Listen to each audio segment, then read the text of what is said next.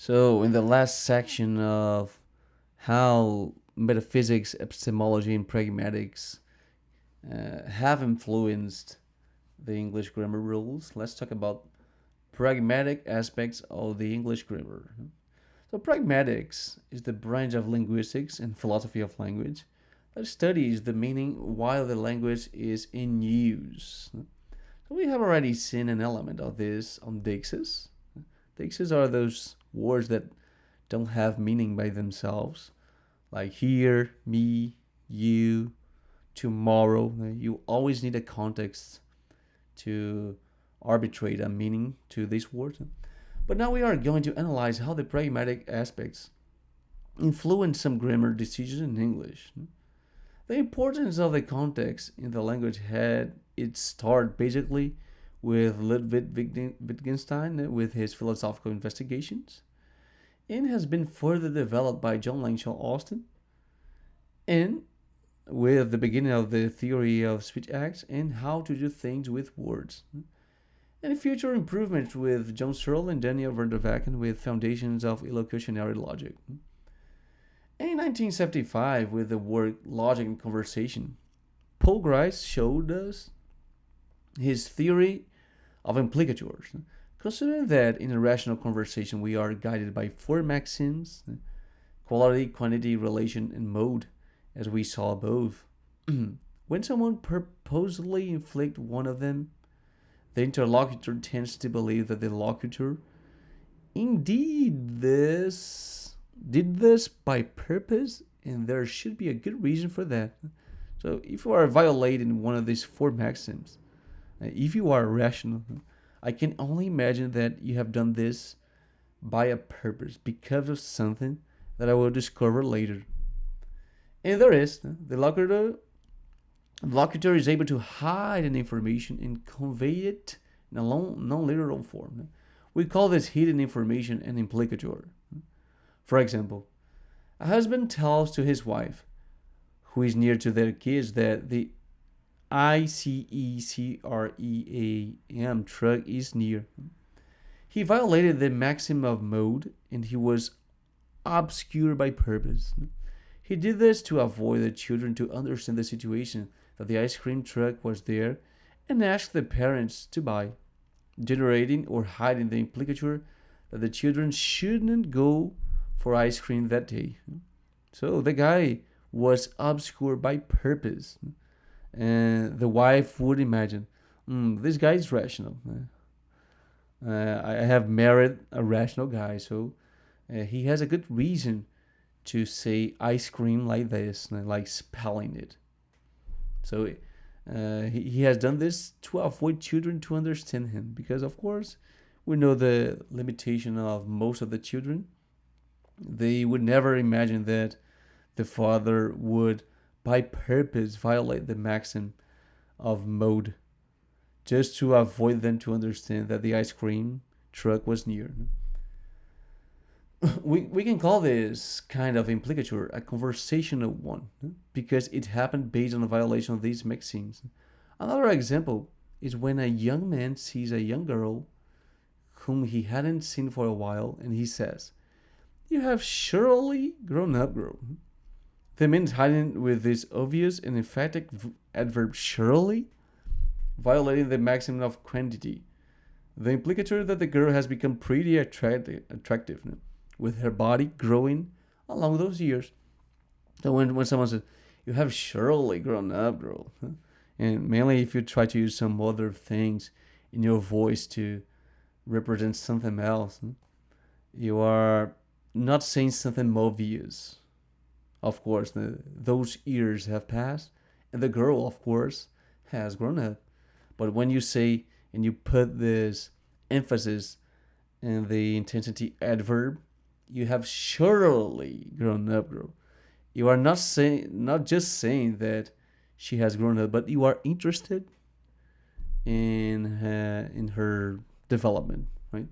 So you are hiding this information because you have violated one of the maxims. In this case, the maxim of quantity.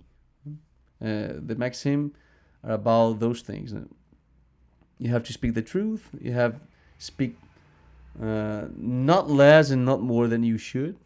You have to be clear in what you are saying, right? There's four maxims here: quality, quantity, and you have, of course, to speak something that is relevant to the conversation. I've told you guys about the paradox behind this thing. Uh, we were expecting that Grice could come up with the necessary conditions to decide whether this thing is true or not, whether this thing is relevant or not, whether the quantity of information that I've used is enough or not. But it's impossible for a man to say those rules. Actually, he wants us to make an effort to be like this. But we don't know how is to be exactly relevant or clear or respecting any of these other maxims. And so this is a paradox. That he doesn't want to make an absolute truth about this, but make you, in pragmatical terms, be cooperative in a rational interaction. You have to cooperate to have a brighter future with the humankind. So, however, we still have the conventional implicatures, which are characterized by the application of some notions extracted from grammar. For example, he's ugly, but he's cool.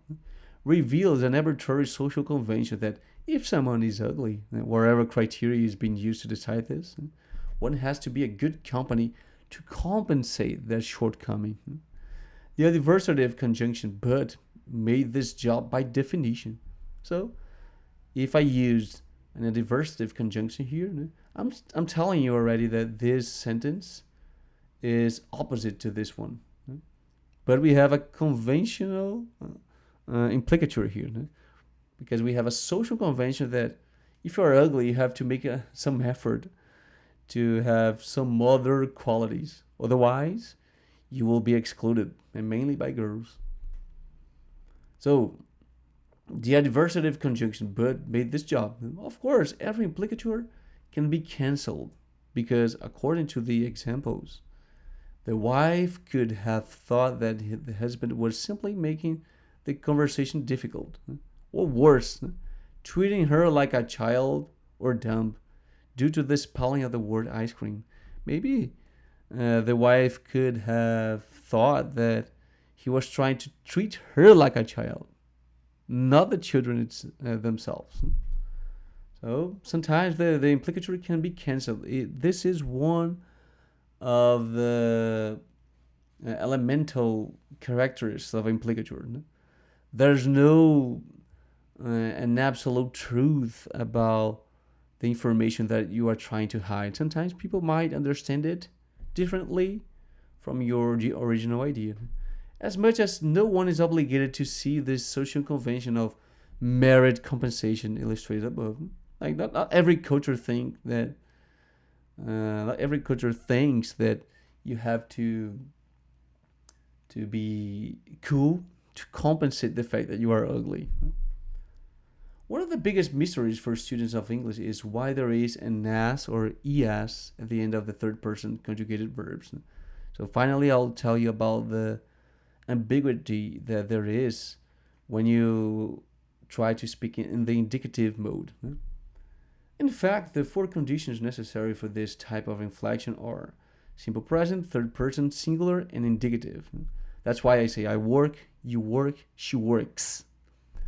That the expressions in the present tense, indicative, and singular are the simplest possible and probably the most used is not disputed. For this reason, that should be the least ambiguous. Now, why the need for the third person? So these things here, simple present, third person, not third person yet, but simple present, singular, and indicative. These are supposed to be the most basic ways for a person to speak. You're always speaking with conviction, trying to describe the world. It's much better to speak in singular than to attribute verbs to a lot of people. And speaking in simple present, of course. It's much more convenient than speaking in future or past. But what's the problem with the third person? Why does this third person aspect provoke this ambiguity? For many languages, it has proved convenient to conjugate the verb according to the subject pronoun used in the sentence. Thus, in Portuguese, for example, we say eu como, tu comes, ele come. Has characteristic endings referring to each of the pronouns. So, these endings here, o, es, e, they are uh, they are related actually to the subject pronouns that you are using to conjugate them. No? So this is the first person characteristic ending, the second person characteristic ending, and the third person singular, of course, characteristic ending.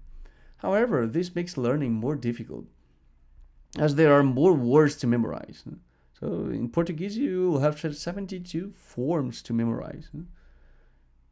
You can hide the subject if you want, because you have the characteristic endings, but you have to memorize all those different forms because of these different endings.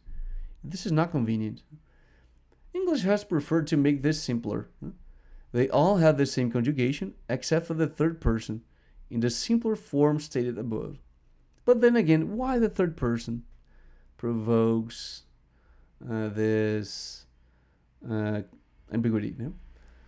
Languages like Portuguese have a characteristic ending for verbs in their nominal subjunctive form. For example, eu como is que eu coma, as the infinitive form of the so-called second conjugation, like comer, comer, ends with o. In the first person singular indicative, it has to end with a without r in the subjunctive. So this is a rule in Portuguese.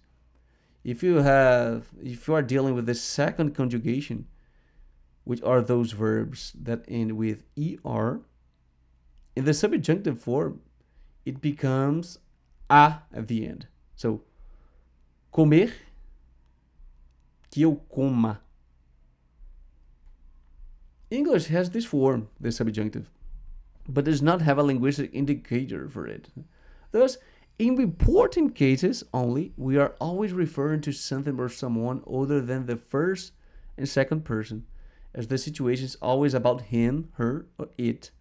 He, she did this. Then this, it happened. So when you are trying to make a report case, we are trying to speak something about what happened there, what happened to him. Every time that you are speaking about something else, which is a reporting case, you are of course using the third person. Even in the plural forms, we can talk about that situation in which there were a lot of people. Even when we report someone on someone we are talking to, like for example, I'm talking about you. Man, what did you do that day? When you did that to that girl, when I'm telling a story about yourself, I'm still making you a third person because you are a character in my story. You are he or she, treating one as a third person character. In the English phrase, we insist that she attend the meetings. It says that we insist that she should, doubt, subjunctive idea, attend the meetings. And we insist that she attends the meetings. It says that we insist that she usually attends the meetings. Certainty, indicative idea. So we have this difference. We insist that she go to the meetings. I'm making an order for her to go. And we have to use the original form of the verb go, which is also the subjunctive form. But how could I say that she usually goes there? So we've had to invent something. Let's put an S to say that she usually goes there. Therefore, the addition of the S allows us to see the difference in reports only. That's why we are talking about the third person, because every report are about the third person, which are always about the third person. In English, the intuitive subjunctive would be the use of the infinitive. For example, this document allows her to see that. So instead of using the subjunctive purely, English has decided to use this infinitive form, but there's no need for this. We have the subjunctive in English. One is not indicating that she's seen something already, but she probably could if she used the document. And that is what the subjunctive is about. It's about theories, hypotheses. We cannot describe the world with the subjunctive, but only with the indicative. Note an important thing: the third person plural is just an artificial way to see things, while we can just call a they as a it, because they is a group of people or things in a group. As an abstract thing can be reduced to it. The group of people as an abstract thing is an it. Thus, the English language was only worded to avoid this ambiguity in the third person singular simple present. So this is the origin of the fact that we put an s in the third person singular indicative. In terms of speech acts, the subjunctive case illustrates a directive locutionary act, while the indicative case illustrates an assertive one. So it is clear that a change in the verb mood can also bring change in the kind of the locutionary act that you are performing. So those pragmatical aspects have influenced the English grammar in deciding, for example, the difference between indicative and subjunctive, and thus the difference between giving an order or describing the world as something. Okay, so we may continue and finally finish the paper in the next and final video. See you guys there then. Woohoo!